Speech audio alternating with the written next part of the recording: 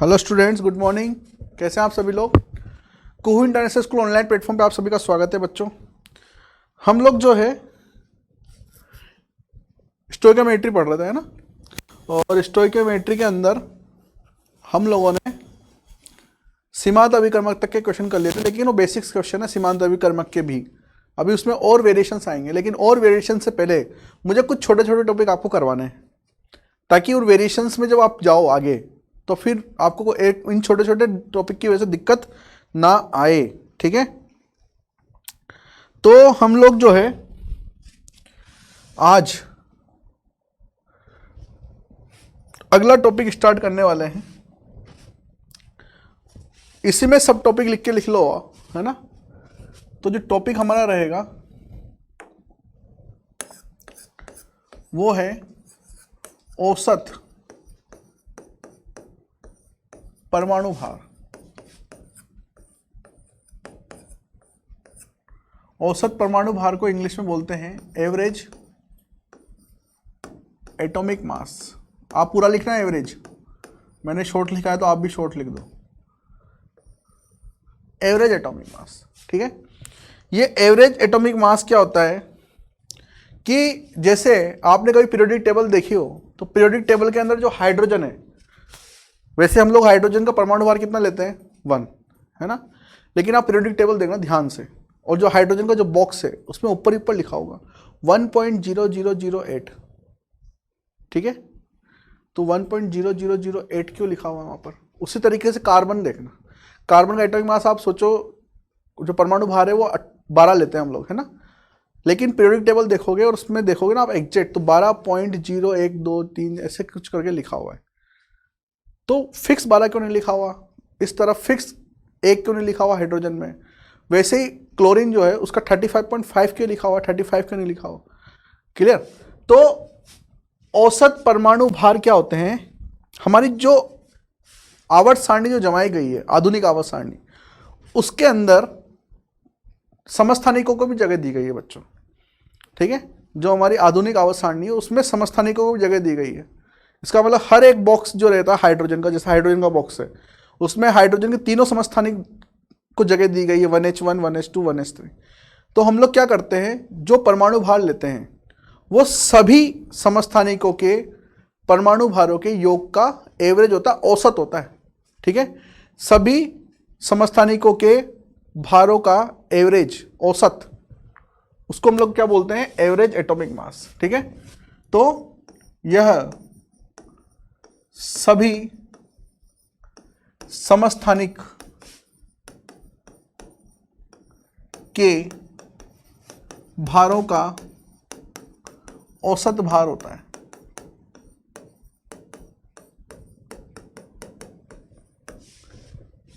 ठीक है, सभी समस्थानिकों के भारों का औसत भार हम लोग लिखते हैं इसको। ठीक है,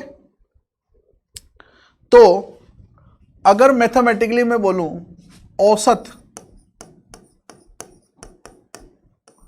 परमाणु भार कैसे निकाला जाए, तो ध्यान रखना जो समस्थानिक होते हैं हर एक समस्थानिक की नेचर में मिलने की जो कैपेबिलिटी होती है वो अलग अलग होती है ना। रिलेटिव अबंडेंस बोलते हैं इसको। तो जो इनकी पाए जाने की प्रायिकता है अलग अलग होती। क्लियर। जैसे अगर मैं यहां पे बोलूं, फॉर्मूला लिख दूंगा मैं, पहले क्वेश्चन लिखता हूं यहां पे। मान लीजिए क्लोरीन 35 है, इसके पाए जाने की प्रायिकता प्रकृति में प्रायिकता पाए जाने की प्रायिकता ये 75% है। ठीक है, तथा क्लोरीन 37, ये दो समस्थानिक होते हैं क्लोरीन के 35 और 37, इसकी प्रकृति में पाए जाने की प्रायिकता 25% है, नेचर ऑफ अबंडेंस। ठीक है, तो ये 75% मिलता है प्रकृति में, ये 25% मिलता है। और हमसे बोला गया है बताओ औसत परमाणु भार क्या होगा।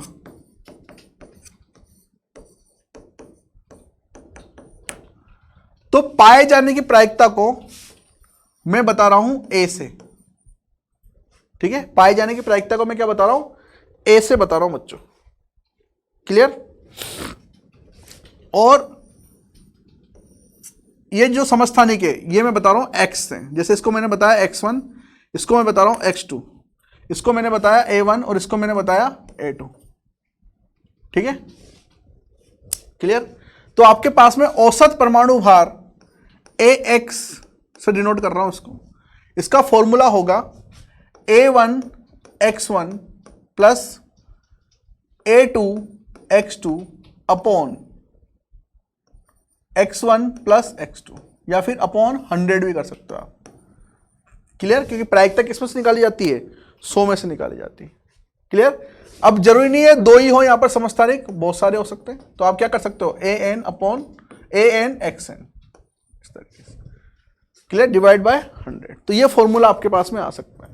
किसी का भी औसत परमाणु भार आपको निकालना है तो आप क्या करो, a1 x1 plus a2 x2, मतलब प्रकृति में उसके पाए जाने की प्रायिकता इंटू उसका परमाणु भार, समस्थानिक का परमाणु भार, प्लस दूसरे के पाए जाने की प्रायिकता इंटू उसका परमाणु भार, ये रहा, डिवाइड बाय 100, क्लियर। तो इसका औसत परमाणु भार मैं कैसे निकालूंगा, यहां पर औसत परमाणु भार आ जाएगा ax, यहां पे निकल के आएगा 75 इंटू 35 प्लस 25 इंटू 37 अपॉन 100।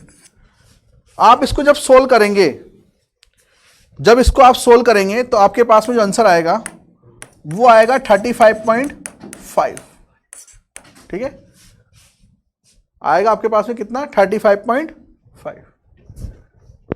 तो इस तरीके से औसत परमाणु भार निकाले जाते हैं। अब आप क्वेश्चंस कर सकते हैं, क्लियर।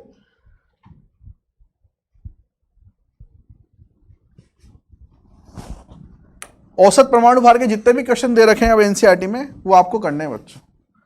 इसके बाद में अगला टॉपिक है हमारा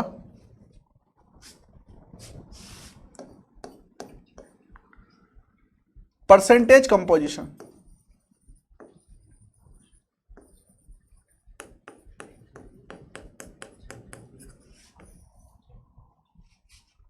परसेंटेज कंपोजिशन, अवयव प्रतिशतता निकालनी है हमें, अवयव प्रतिशतता।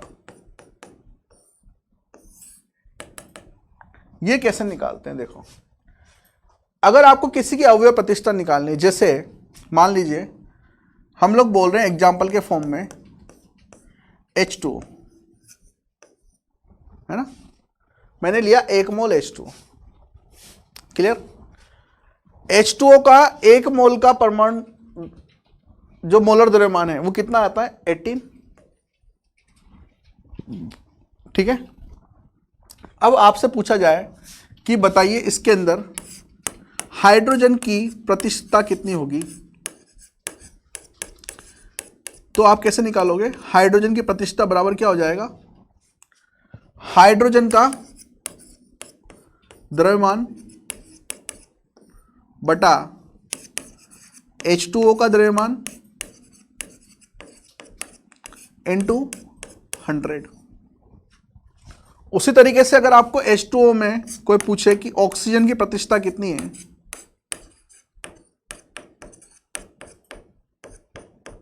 तो ऑक्सीजन की प्रतिशतता कैसे निकालोगे, ऑक्सीजन का द्रव्यमान बटा H2O का द्रव्यमान इंटू 100।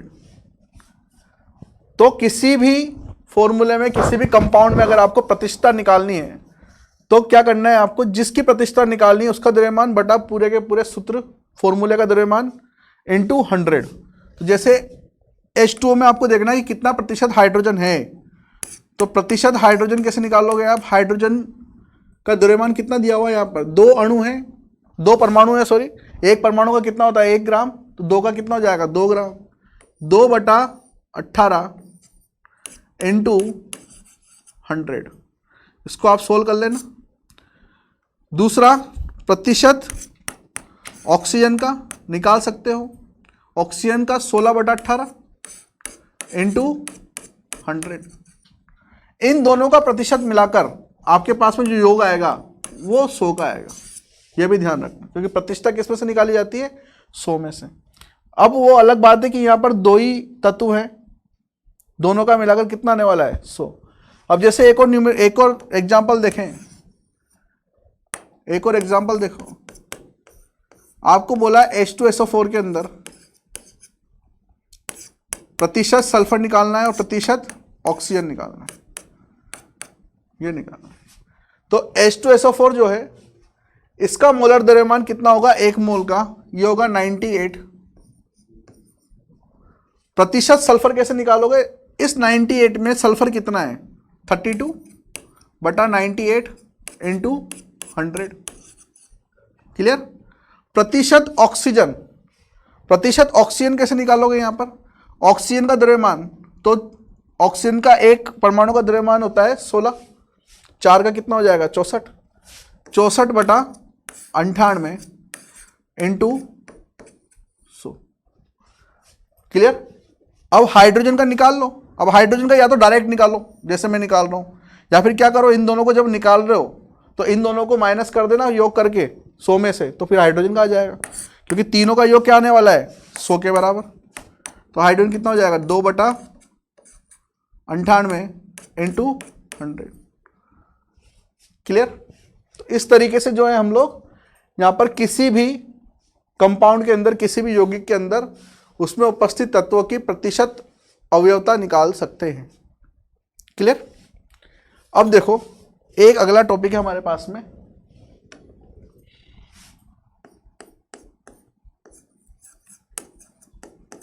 मूलानुपाती सूत्र एवं अणु सूत्र।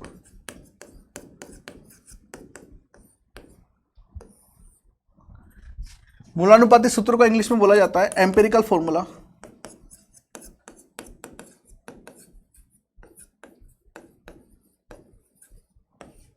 और अणु सूत्र को बोला जाएगा मॉलिक्यूलर फॉर्मूला। दोनों क्या होता है देखो, जैसे मान लीजिए आपको दिया हुआ है बेंजीन। बेंजीन का नाम सुना होगा आप लोगों ने।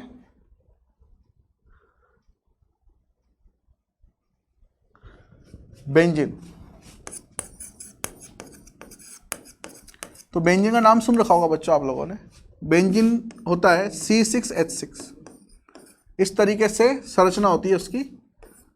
अगर आपके मास्टरों ने पढ़ाया आपको 10th क्लास में तो बेंजीन पता होगा आप लोगों को, इस तरीके से, है ना। यहाँ हाइड्रोजन, यहाँ हाइड्रोजन, यहाँ हाइड्रोजन, यहाँ हाइड्रोजन, हाइड्रोजन, हाइड्रोजन। हमें संरचना से मतलब नहीं है, हमें तो सूत्र से मतलब है C6H6। तो C6H6 हम लोग बेंजीन बोल रहे हैं, और इसमें कार्बन जो है 6 और हाइड्रोजन इसमें कितने? 6।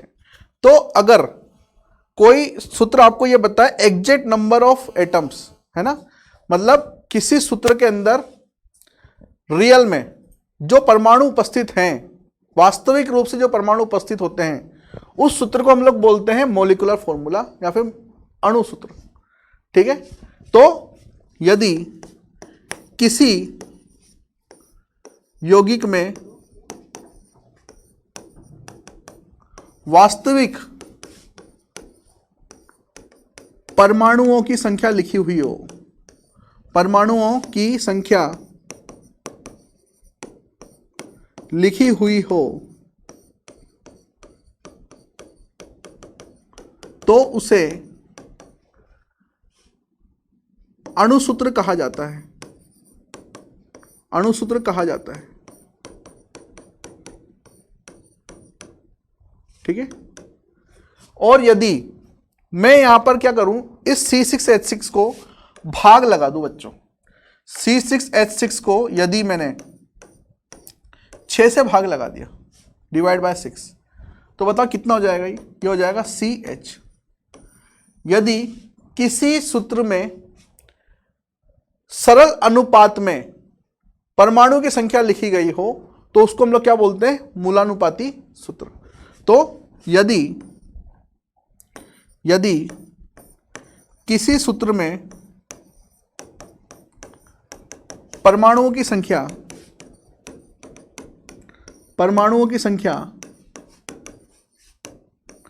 सरल अनुपात में लिखी हुई है तो उसे मूलानुपाती सूत्र कहते हैं। जैसे यहां पर है, तो अगर बेंजीन का आपसे कोई पूछे कि अणुसूत्र क्या है तो C6H6, बेंजीन का आपसे कोई पूछे मूलानुपाती सूत्र क्या है तो CH। क्लियर? तो बेंजीन का एग्जाम्पल के फॉर्म में बेंजीन का अणुसूत्र C6H6 और बेंजीन का आपसे कोई पूछे मूलानुपाती सूत्र तो क्या होगा वो CH। अब मूलानुपाती सूत्र से अणुसूत्र कैसे बनाया जा सकता है ना? मूलानुपाती सूत्र से अणुसूत्र कैसे बनाया सकता है? तो मूलानुपाती सूत्र को अगर हम लोग गुणा कर दें किससे, n से, तो ये क्या बन जाएगा? अणुसूत्र बन जाएगा। कैसे? देखो एग्जाम्पल के फॉर्म में ये n क्या है ये आपको पता करना है ना। अगर मान लो मैंने बेंजीन के इसी एग्जाम्पल में CH को किससे गुणा कर दिया? 6 से, तो ये क्या बन जाएगा? C6H6 है ना। इसका मतलब अगर मैंने मूलानुपाती सूत्र CH को 6 से गुणा कर दिया तो क्या बन जाएगा? ये अणुसूत्र C6H6 बन जाएगा। देखो मूलानुपाती सूत्र बेंजीन का CH है, उसको 6 से गुणा कर दिया तो क्या बन जाएगा? अणुसूत्र। तो वो नंबर जिससे मैं गुणा करूंगा उसको क्या बोल रहे हैं? n। ठीक है, ये n का मान कैसे निकाला जाता है? इस n का मान निकाला जाता है बच्चों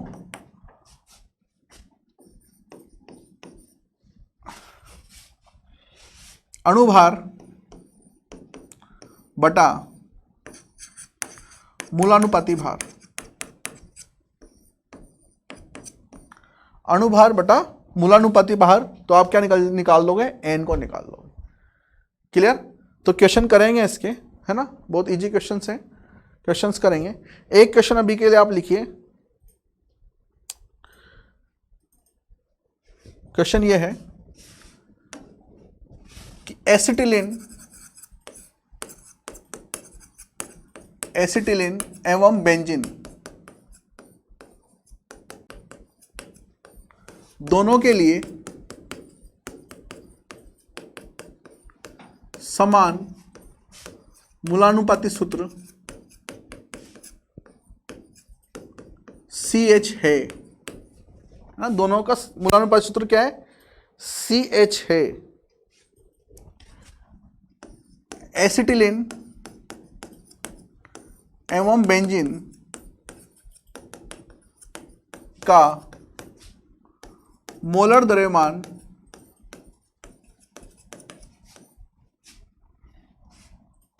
क्रमशः 26 एवं 78 है। 26 एवं 78 है, तब दोनों का अणुसूत्र प्रतिपादित कीजिए। अब डायरेक्ट आपको सूत्र पता और लिख नहीं सकते, है ना। सब्जेक्टिव क्वेश्चन में क्वेश्चन आएंगे तो आपको क्या करना है? पूरा सोल्व करके दिखाना है कैसे आएगा। तो इसके लिए आपको सबसे पहले क्या करना है? हम लोगों ने अभी जस्ट देखा कि अगर किसी का आपको क्या निकालना है? अणुसूत्र निकालना है, तो आपको क्या करना पड़ेगा बच्चों? अणुसूत्र निकालना है तो मूलानुपाती सूत्र देखना पड़ेगा। ठीक है, इनटू n। ये n क्या है ना। n कैसे निकालते हैं? अणुभार बटा मूलानुपाती भार। तो सबसे पहले आपको इन सभी के मूलानुपाती भार और अणुभार देखने पड़ेंगे। ठीक है, तो स्टेप नंबर 1 ये है कि बेंजीन एवं एसिटिलीन का मूलानुपाती भार क्या होगा, और वो कैसे निकालेंगे, मूलानुपाती सूत्र से। वो बिल्कुल वैसे निकाला जाता है जैसे अणु सूत्र का अणुभार निकाला जाता है, ठीक है। CH तो 12 इंटू हाइड्रोजन 1 तो कितना हो जाएगा, ये 12 + 1 है ना, तो ये आ जाएगा 13। तो बेंजीन और एसिटिलीन का जो यहां पर मूलानुपाती भार आया है वो आया है 13। अब हमें निकालना है अणुसूत्र। हमें पता है कि हम जानते हैं कि अणुसूत्र बराबर होता है मूलानुपाती सूत्र इंटू n, ठीक है। तो सबसे पहले मैं अणुसूत्र निकाल रहा हूं किसके लिए, एसिटिलीन के लिए। तो एसिटिलीन के लिए अणुसूत्र निकाल रहे हैं वे सबसे पहले। तो एसिटिलीन के लिए अणुसूत्र निकालेंगे तो हमें क्या करना पड़ेगा, मूलानुपाती सूत्र हमें पता है CH है, हमें n निकालना पड़ेगा। तो इसके लिए n बराबर क्या हो जाएगा, n बराबर होगा अणुभार बटा मूलानुपाती भार। मूलानुपाती भार CH हम लोग निकाल चुके हैं 13। अणुभार कितना दिया हुआ था हमें इसका, एसिटिलीन का 26 मोलर द्रव्यमान मतलब अणुभार कितना दिया हुआ, 26 बटा 13 कितना आया ये 2। मतलब क्या करो आप, CH को किससे गुणा कर दो, 2 से। तो CH को आप किससे गुणा कर दो भाई, 2 से गुणा कर दो। तो इसका मतलब आपके पास में C2H2 जो है ये सूत्र आ जाएगा किसका, एसिटिलीन का। ये एसिटिलीन का अणुसूत्र है, क्लियर। इसी तरीके से हम लोग क्या करेंगे, बेंजीन के लिए भी निकालेंगे। बेंजीन के लिए n निकालोगे तो बेंजीन का जो मोलर द्रव्यमान दे रखा है कितना दे रखा है, 78 और उसका मूलानुपाती भार कितना निकाला हम लोगों ने, 13 को 78 से भाग दो, कितनी बार कटेगा ये, 6 बार, ठीक है। तो इसका मतलब CH को किससे गुणा करोगे आप, इंटू 6, तो ये आपके पास में आ जाएगा C6H6। ये किसका सूत्र आ जाएगा आपके पास में, बेंजीन का, क्लियर। तो इस तरीके से हमें कैलकुलेशन करनी है किसी की भी मूलानुपाती सूत्र की और अणुसूत्र की, ठीक है। मूलानुपाती सूत्र से अणुसूत्र निकालना है तो इनटू करो n से, और n बराबर क्या होता है, ये एक नंबर होता है जो कैसे निकाला जाता है, अणुभार बटा मूलानुपाती भार से, क्लियर। तो ये एक छोटा सा पार्ट किया है हम लोगों ने इसका। इसके क्वेश्चन थोड़े बड़े डीप लेवल में आते हैं जो हम लोग कल देखेंगे, क्लियर। तो आज के लिए इतना रखते हैं बच्चों, कल फिर मिलते हैं हम लोग इसी के साथ। Thank you very much.